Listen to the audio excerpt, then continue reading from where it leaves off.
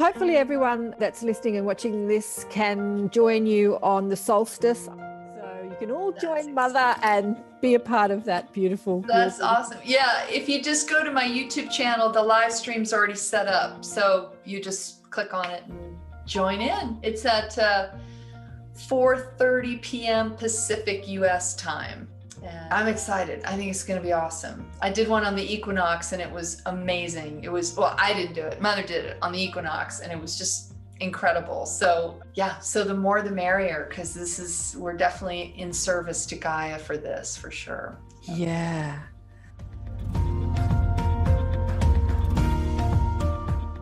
Welcome to the Inner Sanctum online group sessions with Karen Swain.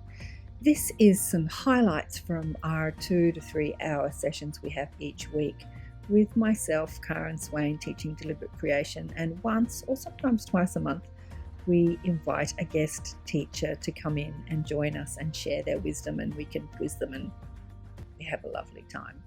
Enjoy the highlights, and if you'd like to join us online each week, please go to karenswain.com/innersanctum and sign up.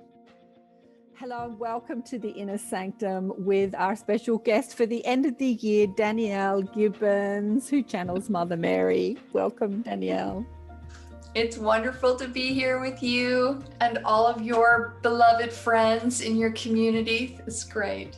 Thank you so much for, I was just telling everyone that I normally set the guest speakers for the Inner Sanctum at the beginning of the year, and I had left December blank. I just didn't put anybody in. And then when I spoke to you, I reached out to you during the year because we were going through the COVID crisis. And I thought, wonder what Mother has to say about all this. And just, during your channeling with Mother, it just sort of like, oh my God, Mother has to totally come in, or you have to totally come back to the Inner Sanctum this year as the last person, guest speaker, I should say, in the Inner Sanctum, the message for the end of the year leading up into a new year. I don't know, these transitions from one year to another always seem to be sort of auspicious in some way. So, I'm delighted to have your energy and Mother's energy here for our last speaker this year. Yes, I think that's divine timing, divine guidance, divine intervention that set this whole thing up for sure. Absolutely. So I'm just going to read a little bit of your bio and then we'll get into your story, because I've shared your story on the show and in the Inner Sanctum a few times, but for the people that are online that haven't heard it, we're going to go over it again. So here's your bio that I sort of tweaked this morning. A writer, mum, hiker, optimist, lover of nature and all things spiritual, Danielle is a channel for Mother Mary. Danielle's inner awakening came through a trial by fire. The deep dive within began out of depression, but quickly became essential to her life. Danielle has been channeling Mother Mary for over 22 years. Is it longer now? Is it longer than 22? Yes, we're at 26 years now. Oh my goodness, I have to update this. 26, wow. In 1994, Mother Mary came to you in a meditation, offering the opportunity to channel her. And you said with your whole body, it said yes. And you started by offering this to just friends, but the words quickly spread and you expanded your offering to do Mother's message for individuals as well as larger groups. After your son was born in 2008, you took the business online so that you could share Mother's love and wisdom with people all over the world. And in 2015, Mother led you to publish your first book called Mother Mary's Pathway to Love, building a loving relationship with yourself that will transform your life. I want to cry saying that, as somebody that's been doing this work for a long time, 30 years, I can't stress the importance of self-love. I can't stress it. We can talk about channeling and ETs and extra dimensionals and the shift and the ascension, with psychic ability. We can talk about all that stuff, which I do on the show and love, but there's nothing more important than self-love and building that relationship with yourself. You now have a vibrant community of amazing individuals from all over the world who you are honored and grateful to serve as you continue to grow in love and light. So sit back and make yourself comfortable and tune into the sublime energy that is Danielle Gibbons and Mother Mary and Unconditional Love. Do you want to just go over quickly your story of your awakening through the trial by fire for us, please? Sure. Yeah, just briefly, I remember being extremely happy, joyful, positive as a child. Always the optimist and always singing and laughing and just very connected to nature. And but I have been an empath and a highly sensitive person my whole life. And like a lot of us, born into a family that didn't really know how to raise me and in a healthy way as an empath and a highly sensitive person. And so, you know, as I aged, life just got more and more difficult, and I really did not know how to cope well. So I turned to food a lot, sugar, in not just, the average amounts, but in massive quantities. And then, not so soon into my high school years, started turning to drugs and alcohol, and at a certain point, I crossed over the line into addiction with my food. Fortunately, not ever with drugs and alcohol. I was able to walk away from that, but not until much later in life, when I was in my late 20s. Well, yeah, mid to late 20s. And so I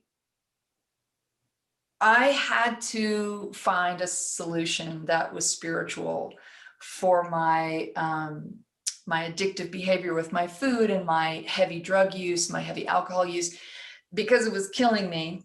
And there was still that last vestige inside that I really wanted to live, and I wanted to thrive. I wanted that happiness again. I wanted that positivity. I wanted that feeling that I knew was my truer self, but had just gotten buried under, an avalanche of, just not knowing how to cope really with life. So I was fortunate enough to find my way to some people who were able to help me. And the fact that it was a spiritual solution made all the difference for me. It spoke to me in a way that nothing else really did. It was that spiritual piece that helped me to reconnect with myself. And like what Karen was saying earlier, that importance of self-love, it's what saved me, that getting reconnected to myself, because that's really what felt like it had happened. It felt like I just had all these things that had inserted themselves between me and myself. And that spiritual awakening really helped me to reconnect with myself. And, sadly, in the beginning, I was pretty full of self-loathing and a lot of defiance and sort of destructiveness, self-destructiveness. And that took years to start to unwind and to shift. And Mother came to me about a year and a half after I really stepped onto my spiritual path consciously, in my recovery and my awakening. So I was, maturity wise, I was pretty immature when I started channeling her, and pretty young. So every day I'm grateful for having something like Mother Mary in my life that helped me to mature in a way that was loving and healthy and kind. Most importantly, she's so kind. And that when I started this path of conscious spirituality, I was so far from kind to myself. I did not know how to be kind to myself.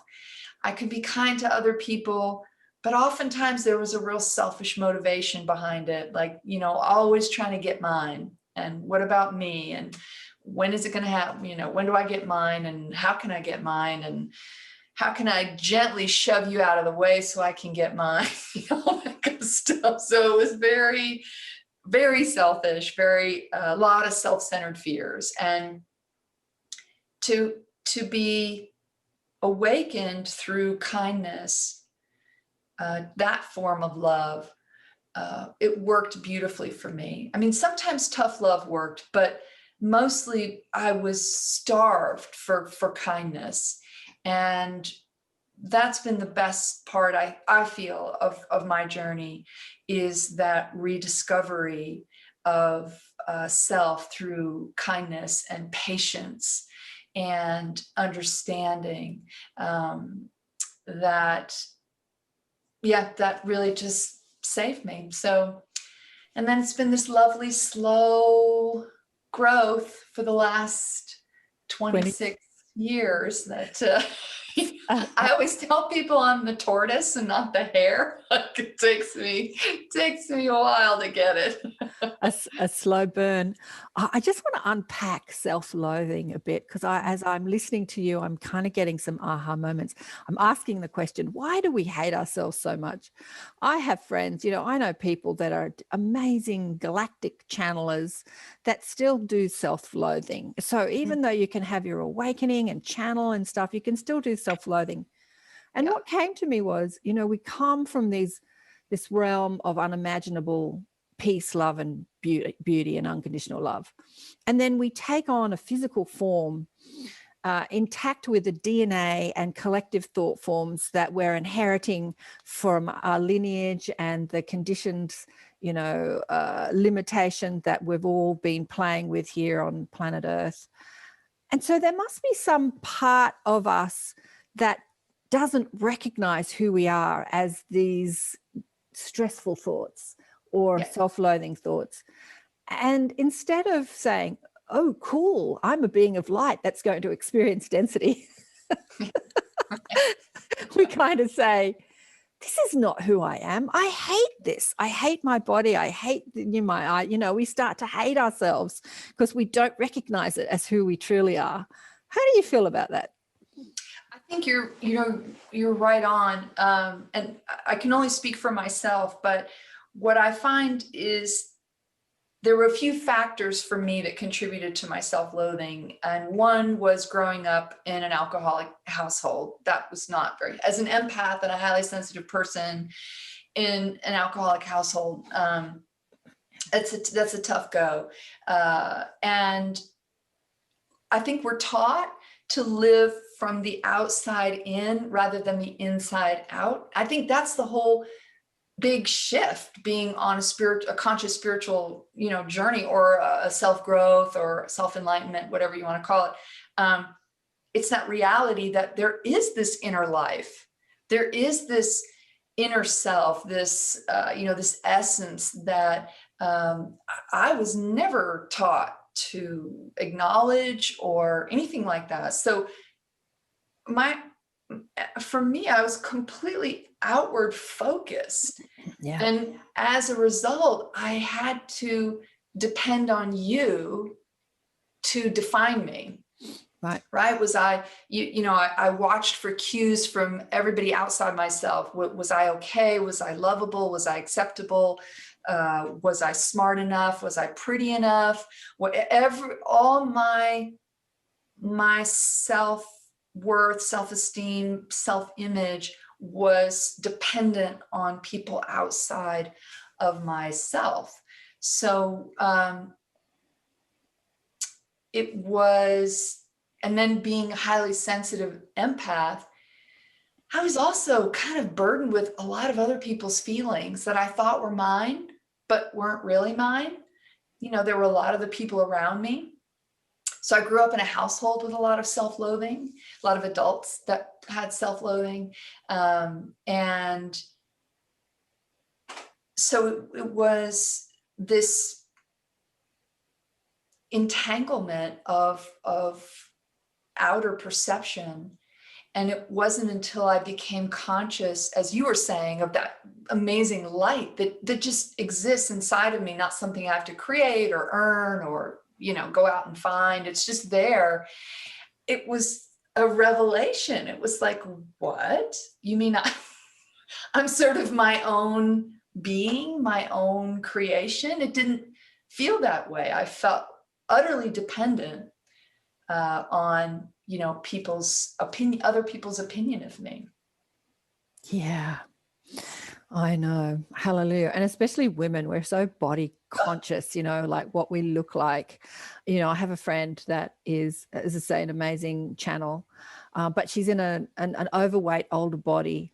And even though she can bring through unbelievable streams of light, she still, resists being in this overweight, aging, painful body. And you say, tell yourself you're beautiful. And she's like, oh yeah, okay, I'm beautiful. But she doesn't believe it. So she's identifying, even though this is the perplexing thing to me, even though she's turned on, tapped in, tuned in to her source, she still identifies with the body as being her.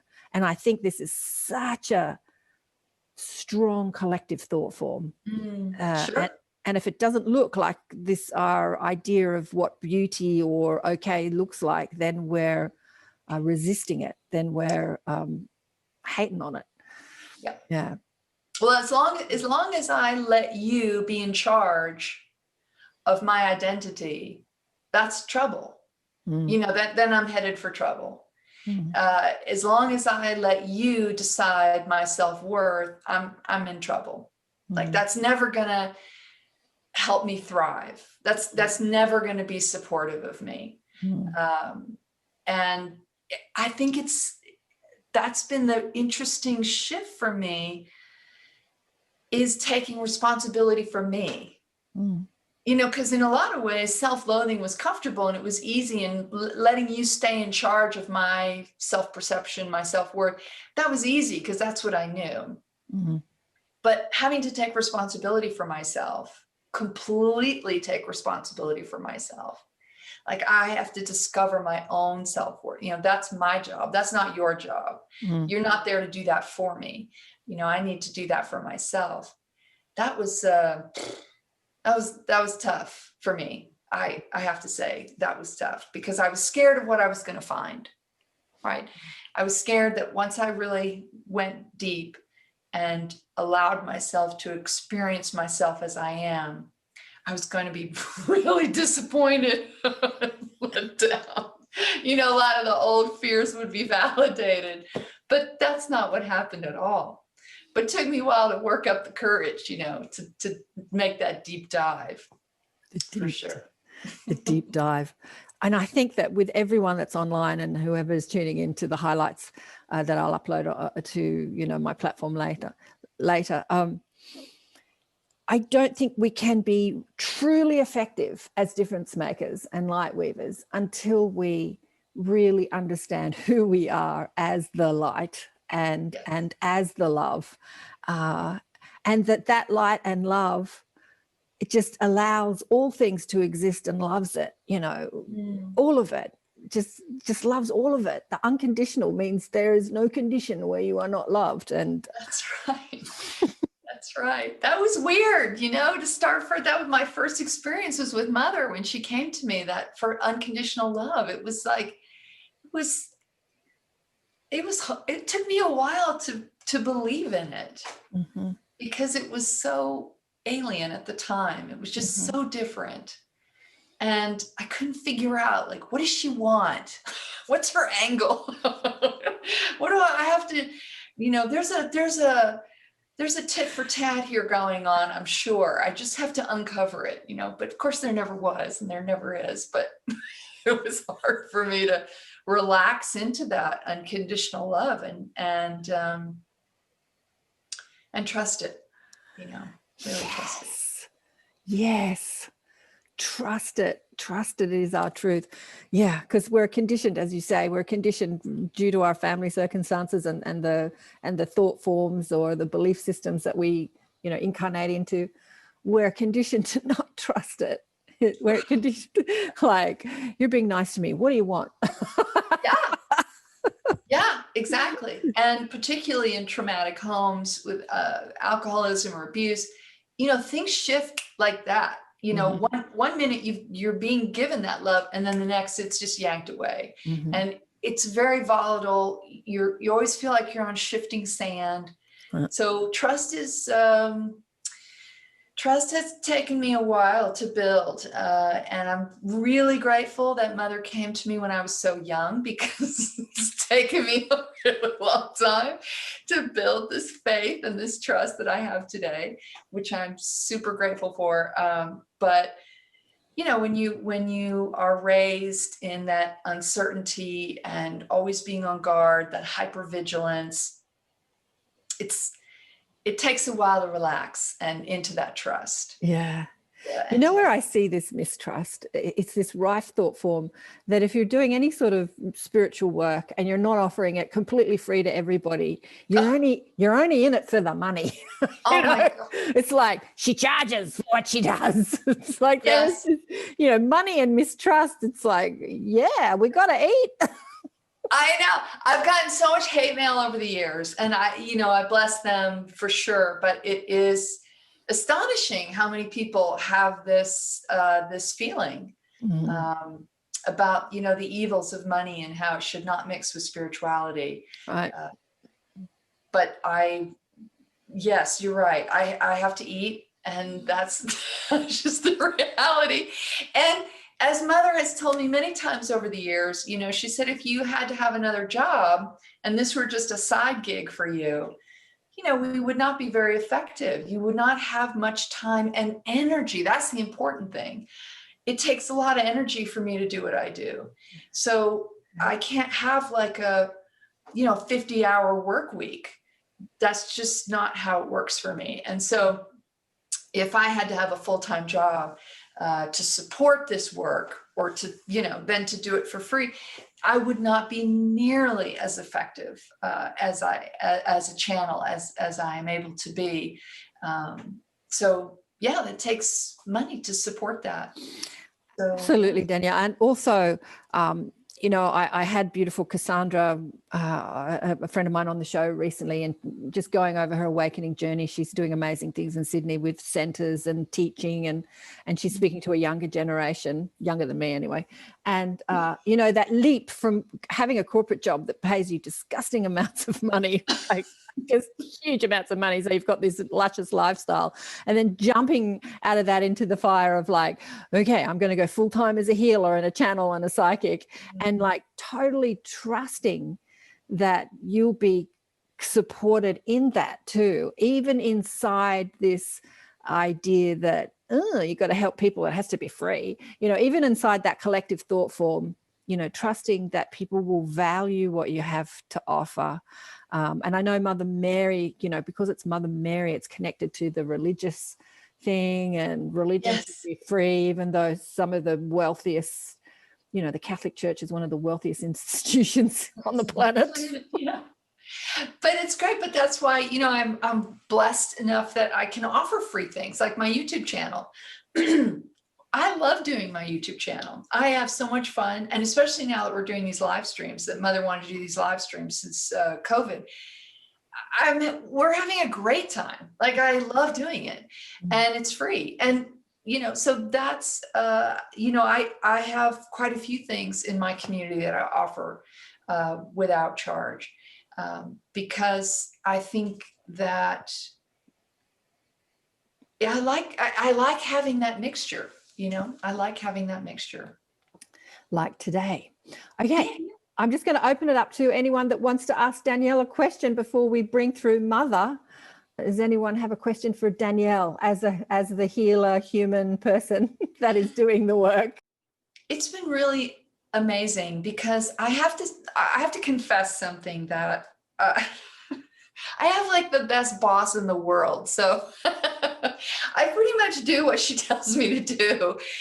This is all her design. She'll tell me when it's time to change my website design. She's the one that said, we're doing YouTube videos now. I was like, oh, okay. And this was years ago. I was like, okay, YouTube videos, great. Let's do that. And so, she always sends to me the people and the resources, whether it's a a webcam or someone who knows how to do this, or an online course that I'm supposed to take to learn more about it. She just sends it all to me. And when I first started, of course, I had no idea. No idea any of this was coming, but I've always gone slowly, and I start small and I take my time, and I feel my way through it. I try to think and feel my way through things. Even when I feel like she is nudging me in a certain direction, or she's saying, I want this, or we need to do that, I'll still sit with it for a while, because my mind is great at sort of imitating her. And so I have to be careful that it's not just what I want, because that tends to not go very well when I try to take the reins and do it my way and, kind of assert my self-will to a huge degree. Things don't go very well. So I do my best to just listen and be open to how she wants to change things. Like I like just telling Kristen, being in Utah recently, this whole thing, working with a woman who's been in my community for over a decade. Now she's begun channeling or being a vessel for Yeshua. And everything changed almost overnight. I normally, this time of the year, I already have my 2021 events planned out. I have the retreats planned out. Nothing. I'm in the middle of kind of planning a few things, but she just keeps saying, wait.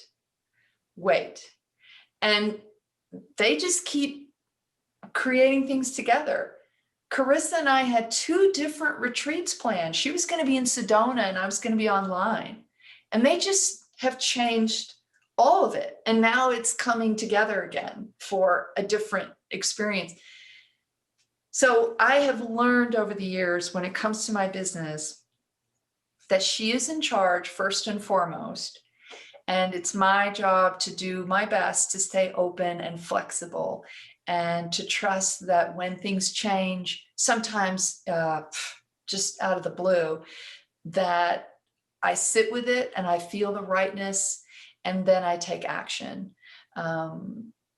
And I try not to be reactive. I try to be more in action or proactive rather than reactive or defensive.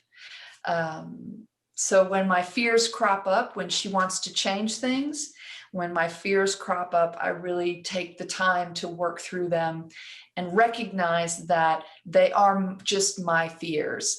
They don't really have any bearing on the facts, or, because she's never let me down before.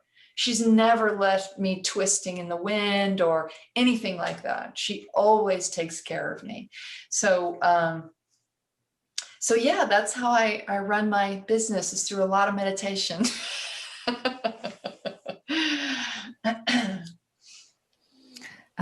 I just wanted to say, I was online last night with a group, another group I belong to called the Vision Keepers, where leaders in the conscious community in Australia that are facilitating groups, and we support each other. And we were talking about how COVID has impacted, because many of the Vision Keepers run physical groups, dance classes or singing or, talking or didgeridoo, and how COVID just wiped all that out. And so many people's businesses just stopped. One guy, he has a business called, he's going to come on the show next year, Holistic Services, where he goes into the corporate world and he offers holistic services. So like meditation and mindfulness classes and massage and all things sort of woo-woo to the corporate world, introducing this energy to the corporate world. And all his business just collapsed, of course, over COVID. And running on, we were talking about the Aboriginals call themselves, it's funny, I call my spiritual guides the mob. They call themselves the mob. Aboriginal times, like the original people do this. When they organize something, they never plan ahead. They just like go, right, we're gathering next week. And then people will come from all over the country and there will be this huge gathering and there's just no structure and no timetable.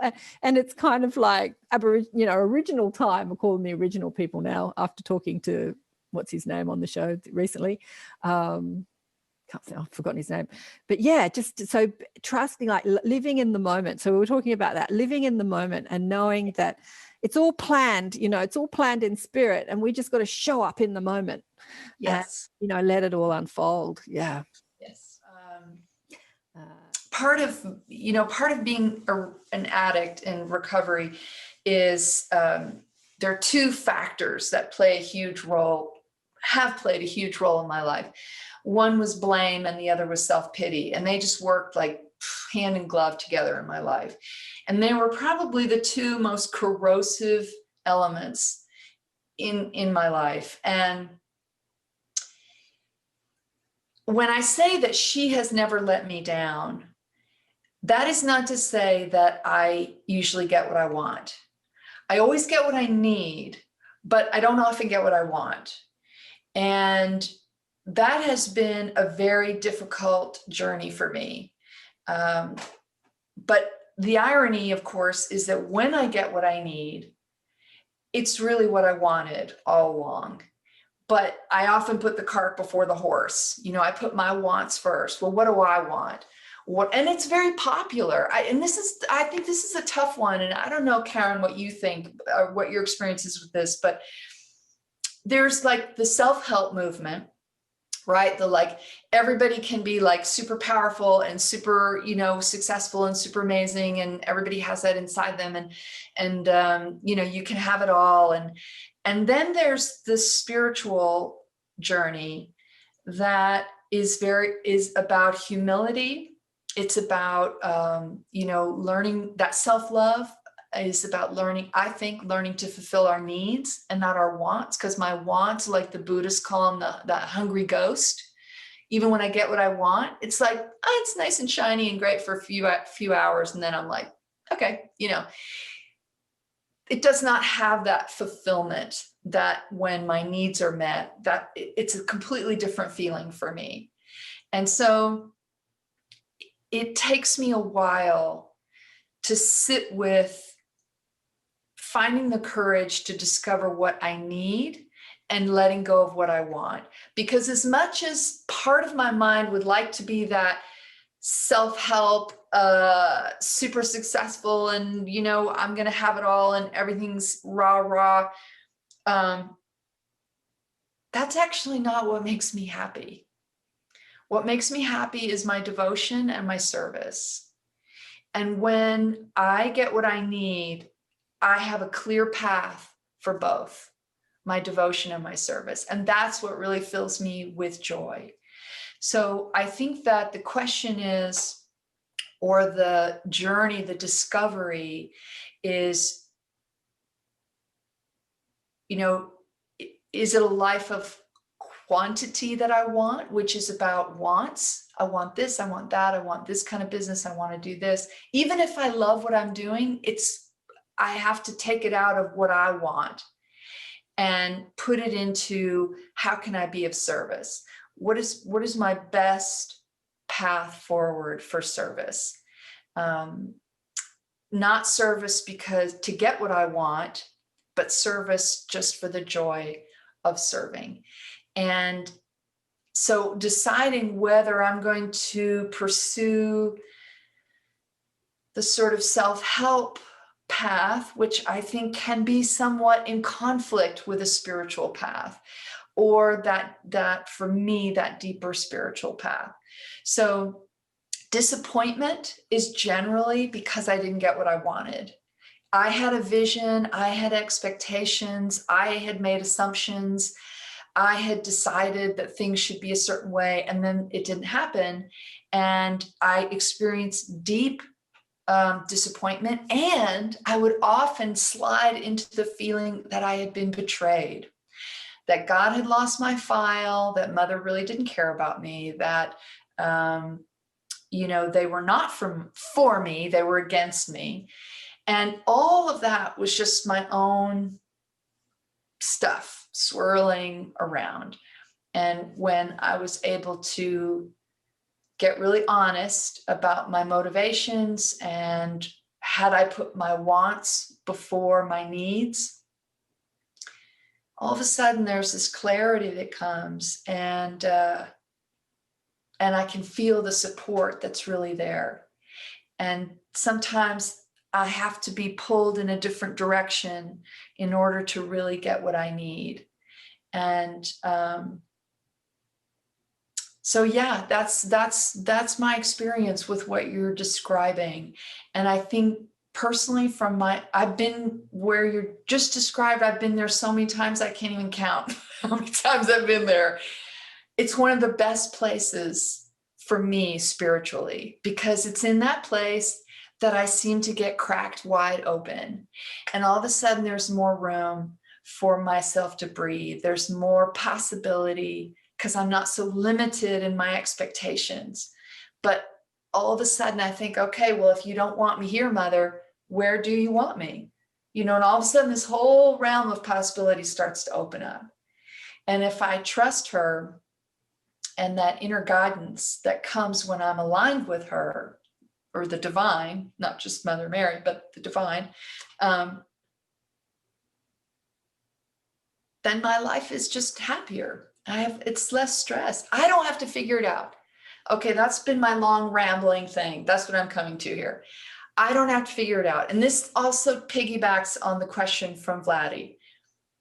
This is all she asked me to do: show up, be as open as I possibly can, and be as willing as I can possibly be willing to follow her guidance.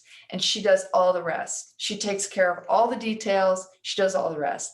And I know that sounds fantastical, but that is in fact my experience. And when I try to take control and try to make it what I want, I just obstacle after obstacle after obstacle after obstacle. I'm struggling. So one path works well for me and the other does not. But that's just, for me personally. I just want to add to that too. In the last year or so, I've had an endless frustration as I watch other people's YouTube shows just climb in numbers. They'll start it a year ago, 2 years ago, and they've got 50,000, 100,000, 200,000 subscribers. And I'm looking going, God, and they're seemingly having the same conversation that I'm having. They're either doing podcast shows or they're doing their own teachings. And then I kind of go, why is mine not climbing like theirs? Like, I've been on YouTube you can get this right. I've been on YouTube for 11 years, not necessarily doing what I'm doing now, but I've had the channel for a long time. It's got good standing. And I just rack my brain like, why? Talk about those puzzle pieces. Anyway, it dropped in the other day that I have enough people to feel already overwhelmed who are reaching out to me. Would I really want 100,000 subscribers? That would mean, or 200,000 subscribers, that would mean that there would be 10 times, 100 times more people emailing me than do now. How overwhelmed would you be then? And just going back to what you said, Danielle, what you want and what you need. So what I want this message to spread, and I want as many people as possible to hear what people share on my shows and what I share. And, I want as many people as possible to tune into this information. That's what I want. What I need is not to feel in overwhelm. Yeah, that's a beautiful example, Karen. That is absolutely a beautiful example. Thank you for sharing that. That just sums it up right there. Yep. Yeah. And coming back to the journey of self-love, of overwhelm and feeling not good enough, like Sarah's like, what's wrong with me? Why does nobody want to come listen to me? And that's that am I good enough story, bogus story, is all pointing to how we're not loving ourselves, how we're buying into the BS, right? Yeah. So when you've kind of come to a level of self-love where that BS doesn't exist anymore, that competition, like, why have they got 100,000 subscribers and they've only been on YouTube for a year? You know, that's competition mindset. When that doesn't exist anymore, that comparison mindset, then you know that you're just living and entrenched and seated in self-love, that it's all good. If I speak to one person and it makes a shift, it's just perfect and beautiful. And get out of it needs to be 100,000, 200,000, a million, you know, like get out of that comparison mindset. It's just so much BS. And I'm just saying this to myself. I'm just reminding myself. Yeah. I'm giving this. You know, when you're in service, you don't get to decide what the service is. You don't get to decide how it's received, how many people receive it. You don't get to decide what they think of it, praise or derision. You're there to serve. And it's a very different mindset than the success, gotta have big numbers kind of mindset. And not many people are excited about that mindset because there is that fear that we're not going to be taken care of. You know, only having a few hundred subscribers is not going to pay the bills, you know, all that kind of stuff. And yet the bills get paid. There's some money in the bank, you know, I don't have a big retirement fund, but it's slowly, you know, I'm slowly adding to it as I pay my mortgage and save my money to send my son to college. And, you know, so it's like, it's just little bit, but it's building, and that's all I need. You know, I don't need a lot. And I find that the deeper I go into this work, I need less and less in my life. Absolutely. Outside. Absolutely. So, you know, who hears it, who receives it, who comes to it, I have absolutely no control over it. So letting go of that control is so freeing. Oh, it's God, so freeing. Absolutely. And the miracle mindset of, you know, the human mindset is save for a rainy day or for your retirement or to put your son in college. And then the miracle mindset is what you need comes at the time that you need it. I remember Deepak Chopra saying, like, your son might say, I don't want to go to college, Mum. And then he wakes up one day and says, yeah. And you go, oh, well, I don't have any money to send you. And then somebody says, I see your son wants to go to college. Let me give you a couple of $100,000. Exactly. Like, it's just amazing how that happens. That happened to me with my second husband. We got married in a spiritual ceremony. We didn't want presents. We didn't want honeymoons. And then a client who became a friend said, I want to give you a honeymoon. Let me give you $40,000 so you can go away, because we had that money. It's like, okay. Exactly. That's exactly what happens. Yes. That has been my experience. That the money doesn't come. That's the old control mindset. The money doesn't always come directly from, okay, I make this effort and I get this back. It can come from any place, and it has over the years. I mean, that's part of how she takes care of me. Is it just shows up. Absolutely. And I have to do my part. I have to be a good steward to the money, because it's really her money. I'm just the steward, you know. You know, you and her are one anyway, but we're talking to you at the moment. There is a definite, we'll bring her in a minute, but there is a definite shift in personalities and ideas and belief systems and everything when I talk to you and when I talk to her. Okay, do we want to bring Mother in? Yeah, sound good? All right, so I just invite you all, if you'd like to, don't have to, but if you'd like to, if you want to close your eyes and just breathe with me as I bring Mother into my body. She often just takes up the whole space. So you might feel her in the room with you too. Maybe not, just depends on your relationship and your willingness. But if you'd like, just close your eyes and take some deep breaths.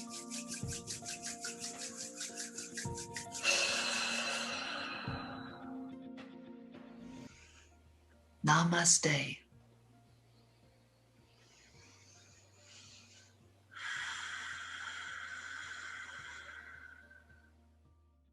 Thank you all so much. It was great to meet you. Bye-bye. Thank you for being here. Oh, thank you so much, everybody, for Bye. joining. Thanks for joining, Dana. It was lovely to meet you in France, staying up so late. It was nice to meet you too. Génial. Merci beaucoup. Thank you, everyone. Merci beaucoup. Don't you love that accent? Merci beaucoup. Bonsoir. Thank you. It was great. Bonsoir. Everybody. Wow. Nice to see you all Bye, again. everyone. Nice to meet you, Okay, Alicia. have a great week. Big Yeah. love Good to you. time. Love you all. Bye-bye. Thank you, everybody, for being you and being Bye, amazing. Karen. Love you. Love you. Love you. Have a great time, Colin. Bye, everyone. Goodbye. Bye. Ciao.